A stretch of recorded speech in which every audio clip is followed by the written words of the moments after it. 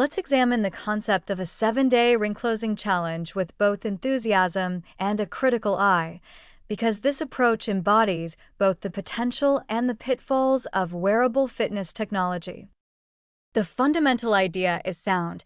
7 consecutive days of meeting your activity goals can help establish a new habit pattern. Neuroscience research on habit formation suggests that consistency in the early stages is crucial for establishing neural pathways that make a behavior more automatic.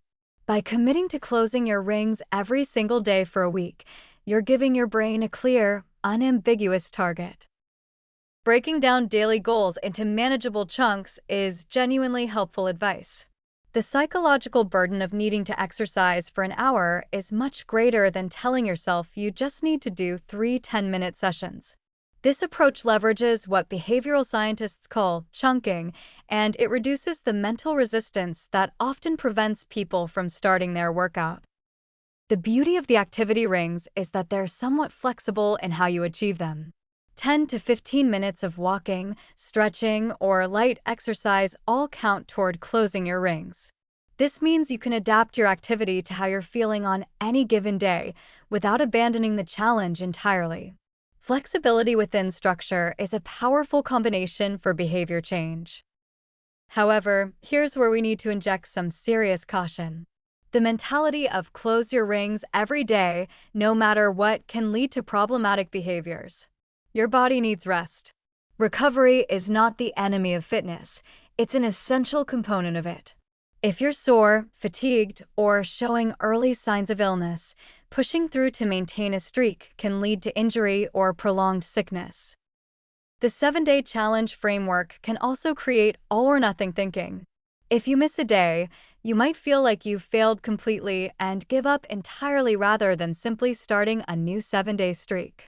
This binary success-failure mentality doesn't reflect how sustainable behavior change actually works, which is messy, nonlinear, and includes setbacks. There's also an important consideration about the specific metrics the Apple Watch uses for ring closure. The exercise ring requires elevated heart rate, the move ring measures active calories, and the stand ring requires standing and moving for at least 1 minute during 12 different hours. These metrics are reasonable proxies for activity, but they're not perfect. Someone could technically close all their rings while still having a relatively sedentary day if they time their activities strategically. For this 7-day challenge to be truly beneficial rather than just another short-term gimmick, it needs to be approached as an experiment in building consistency, not as a test of your willpower or worth. The goal isn't to prove you can close rings for 7 days, it's to discover what it feels like to move regularly and whether that feeling is something you want to maintain long-term. If you're going to try this challenge, build in explicit rest days or low-intensity days. Adjust your rings to realistic levels based on your current fitness, not aspirational levels. And most importantly, if you miss a day, don't catastrophize. Start again the next day. The real measure of success isn't perfection for 7 days, it's whether you're more active at the end of the month than you were at the beginning.